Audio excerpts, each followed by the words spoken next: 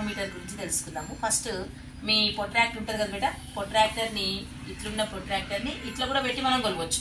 ఇక్కడ లైటర్ ఇట్లా పెట్టేసి ఇట్లా జరుపుతున్నప్పుడు అట్లా కూడా తీసుకోవచ్చు ఈజీగా. ఇంకొక మెథడ్ ఏంటంటే దీన్ని ఉల్టా ఇట్లా చేసుకొని మనం దీనికి ఒక బోల్ట్ కానీ ఇట్లా బాల్ ఇట్లా పెట్టేసి దీనికి ఒక లైట్ బిగించుకోవాలి మనం, లేజర్ లైట్. ఎందుకంటే కంటితో ఇట్లా చూడడానికి ఇట్లా వీలుగా లేజర్ లైట్ మనము చూసుకోవాలి, ఒక బిగించాలి.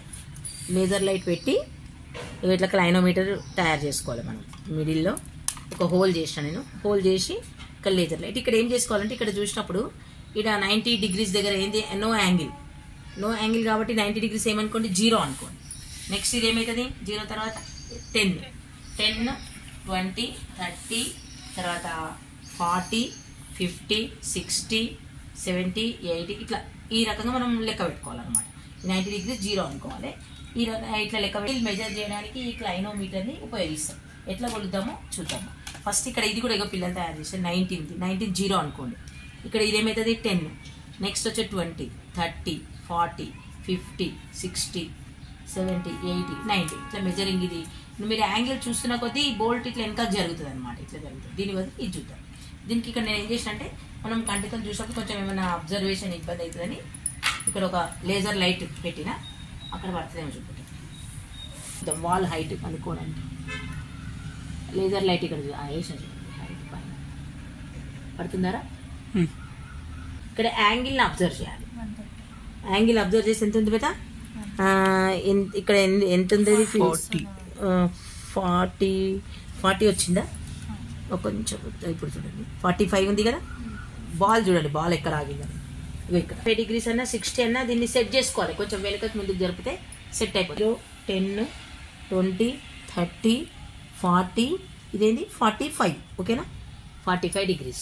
ఏం చేయాలి నెక్స్ట్, ఇది యాంగిల్ తెలిసిపోయి ఈ డిస్టెన్స్ మెజర్ చేయాలి. ఇక్కడ నుంచి మెజర్ ఇక్కడ మిడిల్ పాయింట్ పెట్టుకొని డిస్టెన్స్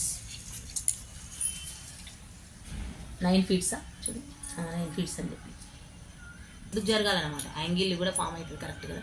ఎంత వచ్చింది ఇప్పుడు 10 ఓకే 10. ఇది వాల్ హైట్ ఓకేనా, వాల్ హైట్. ఇక్కడ నేను కొంత డిస్టెన్స్లో ఇక్కడ కూర్చున్నా బేట. ఈ డిస్టెన్స్ ఎంత ఉంది 10 feet distance. Wall height H తెలియదు. ఇవి రెండు జాయిన్ చేయండి, ఒక రైట్ యాంగిల్ ట్రయాంగిల్ ఫామ్ అవుతుంది చూడండి. ఇప్పుడు ఇక్కడ యాంగిల్ మనకి ఎంత వచ్చింది, యాంగిల్ మెజర్ ఇక్కడ నుంచి నేను కూర్చొని చూసినా కదా నా హైటు. నేను కూర్చొని చూసినప్పుడు ఇక్కడ మనం స్టాండ్ బిగించినాం కదా, ఈ స్టాండ్ హైట్ 1 feet ఉంది. ఇక్కడ యాంగిల్ 45 degrees వేసుకున్నాం. ఇది ABC అనుకోండి. ఇక్కడ 45 degrees యాంగిల్తో అబ్జర్వ్ చేసినాం వాల్ని, పై టాప్ని. ఇక్కడ హెచ్ ఎంత, ఈ గోడ హైట్ ఎంత ఉందో ఇప్పుడు మనం కనుక్కోవాలి. ఇక్కడ ఏం తెలుసు మనకి, ఇక్కడ 45 degrees ఇక్కడ డిగ్రీ ఈ టీటాకి ఆపోజిట్ ఉన్నది, ఆపోజిట్ సైడ్ అండ్ అడ్జసెంట్ కాబట్టి tan 45 degrees equal to opposite by adjacent.